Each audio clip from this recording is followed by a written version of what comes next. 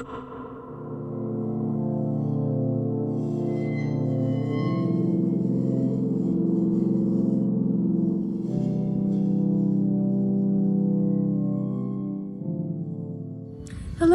my name's Michelle Emsley. I'm the president of Kapakoa and I work here at the Yukon Arts Center in Whitehorse, Yukon, traditional territory of the Kwan-Lundun First Nation and Ta'anquatun Council.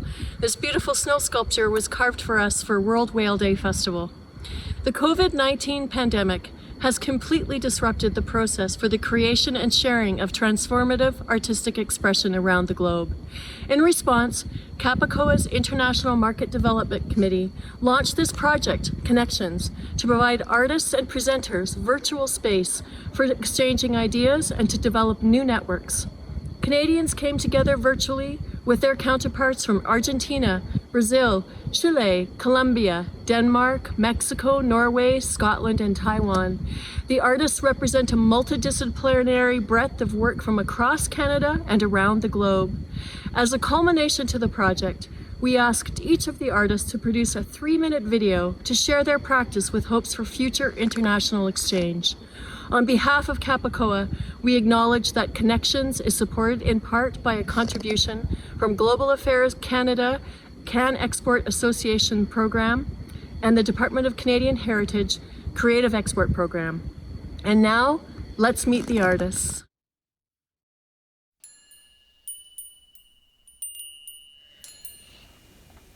Hi, my name is Michelle Olson, and I am a performer, choreographer, and artistic director of Raven Spirit Dance.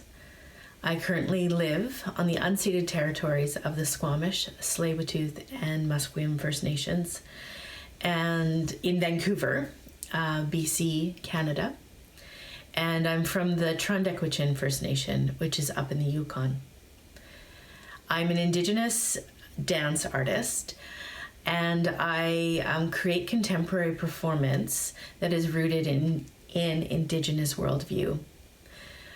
The work that I do is really about finding the threads of Indigenous sensibilities and structures and values within my work, and allow that to come out of my work, and then from there create the container in which I work in the rehearsal room, and then as well create the larger container in which I share with the audience and the community.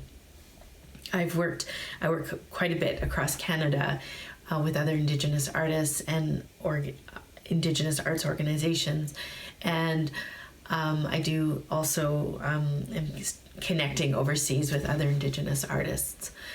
It's important to me to be doing this work because I feel like it's the past generations before me. There has been such a sever through residential school, through colonialism, and this influx of shifts and changes that happen to our community on a whole across Turtle Island, that there's some repair that needs to happen. And as an artist, I'm repairing and dreaming my way backwards as I'm dreaming my way forwards with my work.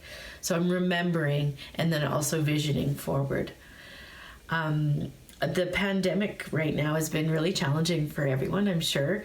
And for us, we've had to let go of a lot. We had lots of big plans.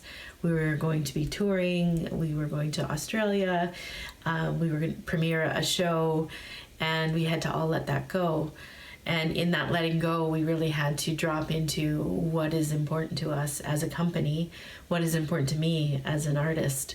And that has been a gift. It's been a hard one, but it has been a gift to go through that. And I just would like to say, as we move forward, who knows what's going to happen? But I do feel like as much as we connect with each other and really connect with our ideas and thoughts, that we're laying a path for what is to come. Masicho.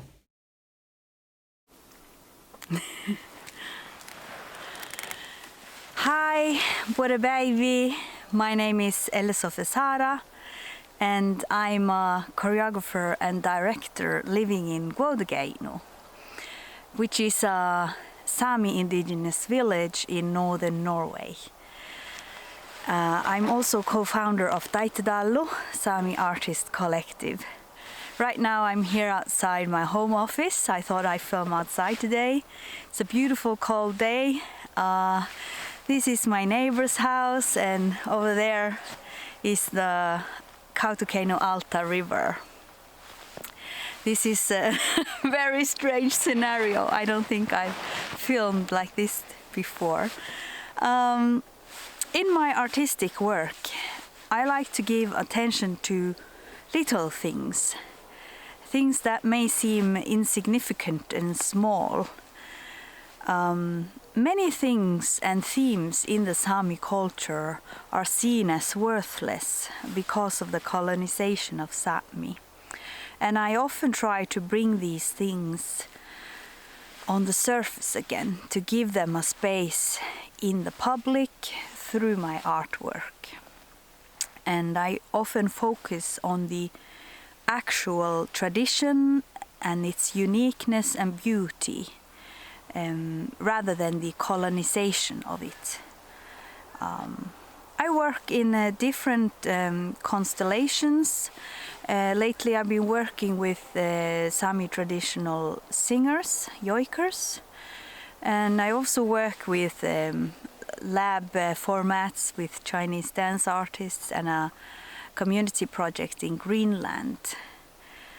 The impact the coronavirus has had for me is probably like for many other people. Everything is different. The game has changed. I was just in the process of working towards international venues, but right now all of this has stopped. Even though the pandemic has been very tough on the arts field, my thoughts and concerns go to those who suffer from the pandemic. I am very fortunate to live in such a remote place where keeping a distance is no problem.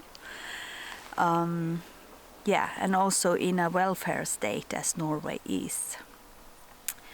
I hope that international collaboration in the future will be more sustainable. Perhaps that artists can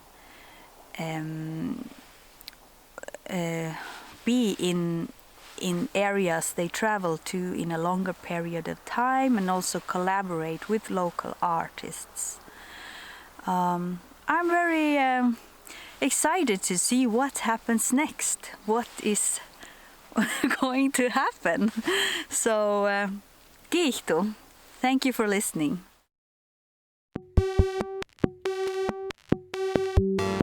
Hello, my name is Robbie Gordon, and I'm from the theatre company Wonderfuls.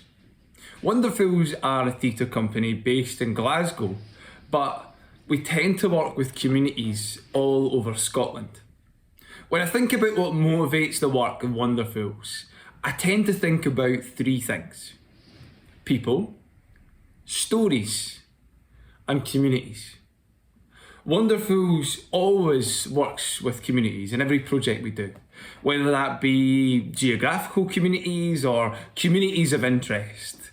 What we do is we tend to work with large groups of people, whether that be entire towns or a group of care experienced young people, or even in one instance, working with the relatives of people who from Scotland who went to fight in the International Brigades in 1936 in the Spanish Civil War. Whether it be any of those groups, what we do is we work directly with people and we help tell the stories that concern them.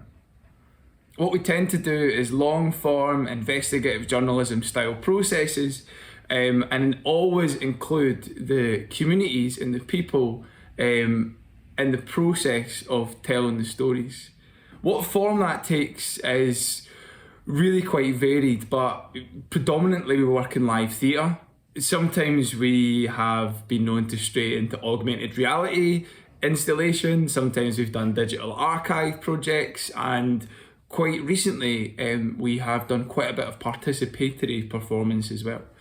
Really, our output is broad, but fundamentally it always comes back to people, stories and communities and co-creating the work. When I think about how the last 10 months has affected us, it's really meant that we can't get into communities and work with people directly, but the digital solutions have really opened things up, and really what we've had to do is try our best to innovate.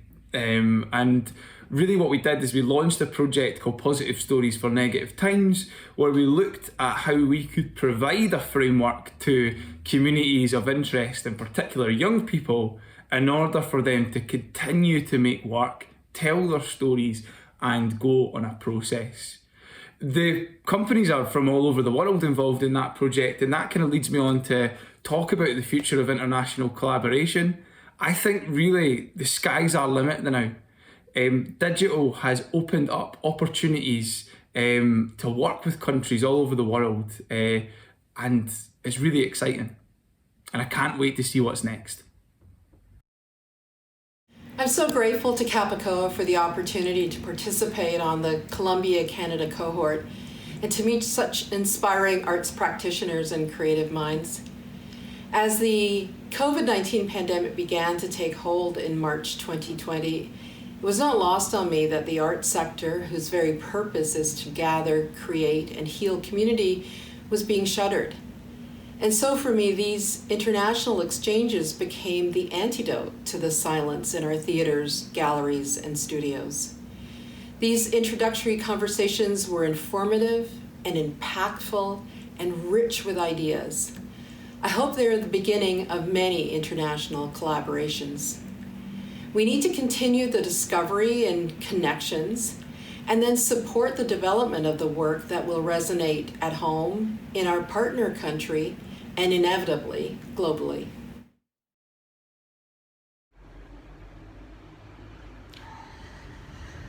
Oi, meu nome é Grace Passot, eu sou brasileira, estou falando aqui da cidade de São Paulo. Eu sou atriz, dramaturga e diretora. Basicamente eu faço peças de teatro e filmes. No meu trabalho eu sempre faço parcerias com pessoas de áreas distintas, das artes plásticas, da dança, do teatro, do cinema, das artes sonoras.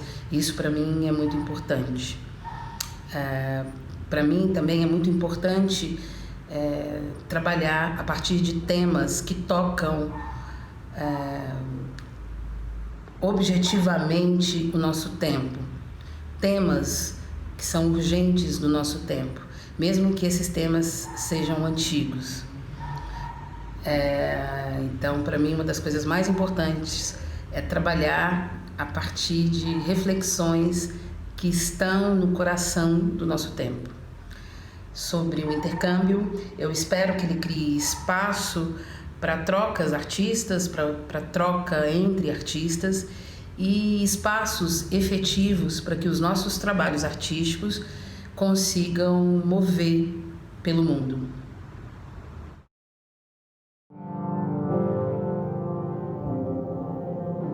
Greetings. My name is Holly Tredenik, and I am Artistic Director for Femme de Feu Creations. I'm joining you today from Welland, Ontario, Canada. Welland is a small town located near Niagara Falls and is on the traditional territory of the Haudenosaunee and Anishinaabeg people and is covered by the Upper Canada Treaties. I am a contemporary circus artist, a choreographer, performer, maker, curator, and producer. I work a lot through a lens of dance and have trained professionally in dance. I have been performing professionally for more than 20 years.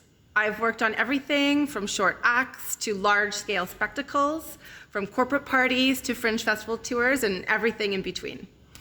I'm currently in development for 2 new projects. One is an early years show to be presented outdoors, and the other is a solo show for a general audience. I am very interested in personal and poetic stories in my work and how these can be told through circus and dance. I am a feminist and a mother of 2, and my work reflects this.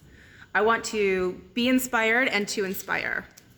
In my creative process, I work a lot with improvisation to generate material. Over this pandemic time, I've spent a lot of time in forests and outside and improvising in various sites outdoors.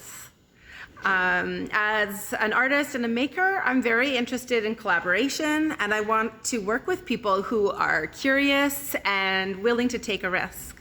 I frequently collaborate with my husband. Together we dream up new apparatuses and sets, and he fabricates them. The COVID-19 pandemic has been incredibly hard and continues to challenge. However, alongside the challenges, there have been some beautiful discoveries. We have reimagined many projects, but to me, I believe that adapting to the times and discovering new paths is part of being an artist. I love all the international discussions that are taking place these days since the pandemic hit, and I look forward to continuing these conversations into the future. I'm excited to explore new media and bring that more into my work. I also look forward to exploring international collaborations and presenting opportunities. How can we engage in deep artistic work as creators and consumers over this digital platform? I want to be part of the fresh and vibrant conversation, and I want to keep sharing my work with audiences near and far. Thank you, Capacoa. Hola, soy Juan Carlos Adriancén, director de programación del Teatro Mayor Julio Mario Santo Domingo en Bogotá, Colombia. Tengo a mi cargo la selección de los espectáculos que presentamos en los 2 escenarios con que contamos en nuestro teatro. Nuestra programación supera los 200 espectáculos al año e incluye música, teatro, danza y otras manifestaciones escénicas. Es una oferta diversa que va desde lo clásico a lo más contemporáneo y buscamos, como teatro público que somos, ser una opción para los ciudadanos y ciudadanas de Bogotá que están en búsqueda de una oferta escénica que enriquezca sus vidas. Como responsables de la programación, curaduría, dirección artística de escenarios, de festivales, la posibilidad de encontrarnos con colegas, con nuestros pares de otras latitudes, así como tener la oportunidad de conocer de primera mano a creadoras y creadores y las producciones que van gestando es parte fundamental de nuestro trabajo. En lo que resulta una búsqueda constante, los espacios de descubrimiento son fundamentales, los encuentros, festivales, mercados. Encuentros como el que hemos vivido a lo largo de estas semanas, de estos meses, nos ha permitido conocer y dar a conocer, compartir más allá de un rápido encuentro en las carreras de un festival. Pensar en la responsabilidad que tenemos de acercar las artes escénicas de otras latitudes es siempre un reto. Presentar en nuestros escenarios las formas de hacer, de emocionar, que se gestan en otros países es emocionante. Somos desde nuestras distintas posiciones una ventana a la música, a la danza, al teatro y todas las formas escénicas multidisciplinares y transdisciplinares que hoy se trabajan. Somos también el puente por el cual podemos presentar a otros escenarios a nuestros propios artistas, porque la curiosidad es de ida y vuelta y el deseo de recibir es tan grande como el de compartir lo propio.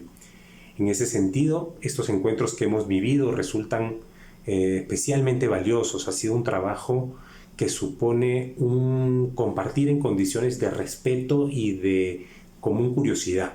Pienso que para cada uno de nosotros y para los espacios en que tenemos incidencia ha sido una experiencia realmente enriquecedora, de la que seguro veremos resultados en nuestros escenarios y en vuestros escenarios.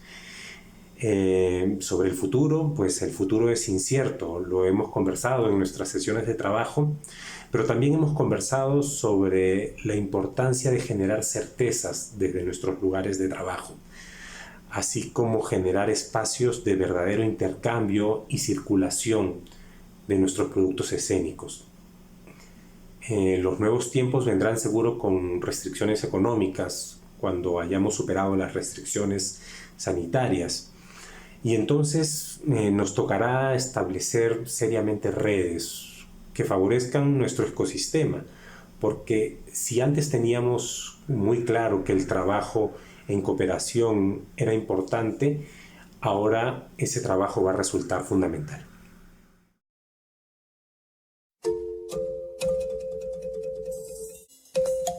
Mi nombre es Catherine Hill, soy directora general y voluntaria de una organización que se llama Jóvenes Creadores del Chocó.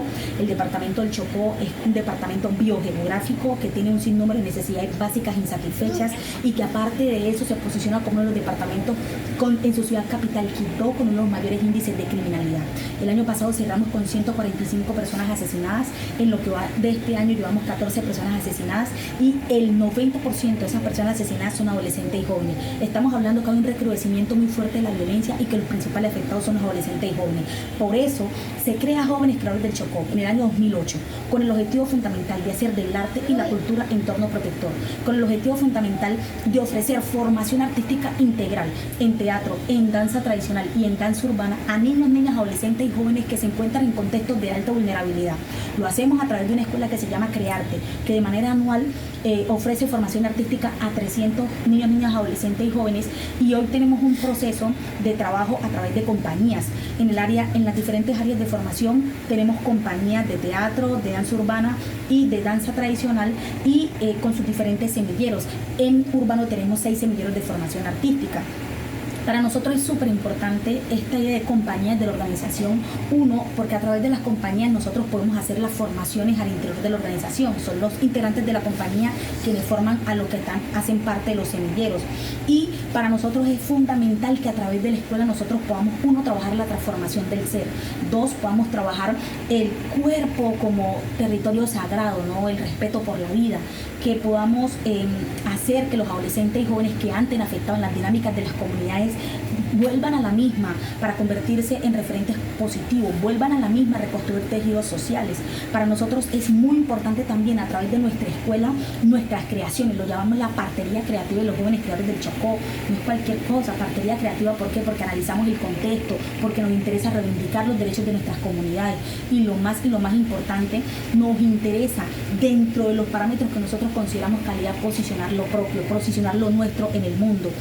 Hemos tenido la posibilidad de representar a Colombia en espacios internacionales. Estuvimos en Brasil con una obra que se llama Revolución Pacífica, estuvimos en Alemania, estuvimos en Madrid, hemos tenido la posibilidad de pisar espacios nacionales que consideramos que están cerrados para nosotros. Entonces nosotros a través del arte lo que hemos hecho es un ejercicio muy fuerte de posicionamiento de lo nuestro, un ejercicio muy fuerte de poder seguir abriendo escenarios para que nuestros jóvenes sigan participando de los espacios que consideramos cerrados. Consideramos a Jóvenes Creadores del Chocó que, digamos, hoy nuestra organización le golpeó muchísimo el tema de la pandemia, pero lo consideramos como el centro cultural que se conecta con el mundo, en el que para nosotros son muy importantes las colaboraciones, los intercambios para seguir fortaleciendo nuestra partería creativa. Siempre decimos, porque más que piel, los jóvenes creadores del Chocó somos y seguiremos siendo talentos. Hi everyone, my name is Tsui and I'm an independent multidisciplinary arts producer from Singapore, and I'm also an organizing member with Producers SG, which is a community network of artists, arts managers and arts producers in Singapore. It's been really lovely the past few months to have the opportunity to gather and commune, albeit digitally, with the Capacoa kind of like network. And it's been really illuminating and nourishing at the same time to hear from such a range of perspectives on different kind of like contexts and the COVID situation, as much as all our varied responses to as we continue to adapt to making work during these times. And I feel that conventionally the opportunity to kind of meet with, hear from, and potentially work with artists and practitioners from different countries and contexts have often been kind of more limited to those with the socioeconomic and cultural capital and resources to travel, to network, to maintain networks.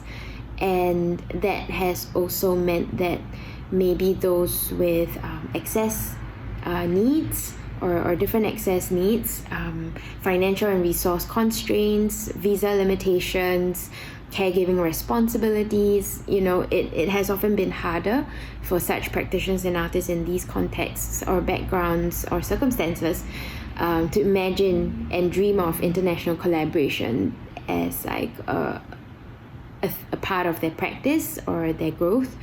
And so even as I very much look forward to kind of a return to get big gatherings in shared spaces, in performances and other kind of encounters, I do think that the continued normalization of working and collaborating across borders without the assumption or the need necessarily for in-person presence or travel all the time is something I imagine and hope to see continuing into the future, so that more doors and more tables and rooms and platforms and stages, like all of these can also be open to artists and practitioners from different circumstances and backgrounds and countries, and that international collaboration is no longer limited only for those who can afford mobility.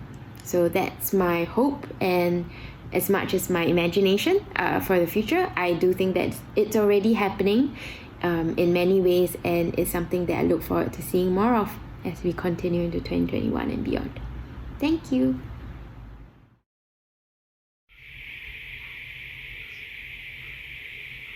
Hi, I'm Andrew Tay. I'm a choreographer, dance artist, performance curator, and DJ. I'm also the new artistic director of Toronto Dance Theatre, one of Canada's oldest dance institutions. I identify as queer, of mixed Filipino and Scottish settler ancestry, and I come from a nightclub and rave culture background, and I think these lived experiences are important to mention because they have a major influence on the way I relate to dance and the body, as well as the aesthetics and artistic subject matter that appear in my work. I think that in both my performance and curatorial practice, I'm interested in creating context for both artists and audiences to question social issues and power dynamics in a way which is colorful, transgressive, critical, and complicated. One of my most recent works, Make Banana Cry, which I created with Canadian artist Stephen Thompson, we have been thinking about the complications of racialized representation in performance and questioning Asian stereotypes. As Stephen and myself are both of mixed Asian and European heritage, we felt a desire to confront the perceived assumptions of Asianness that we've experienced and that have been put on our bodies as performers over the years. And we wanted to address these through critical art making. The pandemic has really changed a lot the way I think about my work, especially the way that the public will relate to it. Some of my work deals with really intimate touching, and obviously the way that people relate to touch has changed so much over this time, so I really think that the way that I work has to change as well. Especially with Make Banana Cry, which deals with ideas of Asianness and race, especially with the uprising of anti-Asian racism that's happened over the pandemic, it feels like the stakes are a lot higher. We were also doing things like wearing masks in the work as aesthetics of Asianness, and now this has become really amplified. So we're questioning how to revisit this work post-pandemic and what it means now for people to experience what we were proposing. When I'm thinking about the future of international touring, I'm really hopeful by the types of conversations I'm having that feel less transactional than before the pandemic. There's a lot more discussion about how to create meaningful exchanges with the local communities, rather than the normal fly in, perform, and get out that we all were used to beforehand.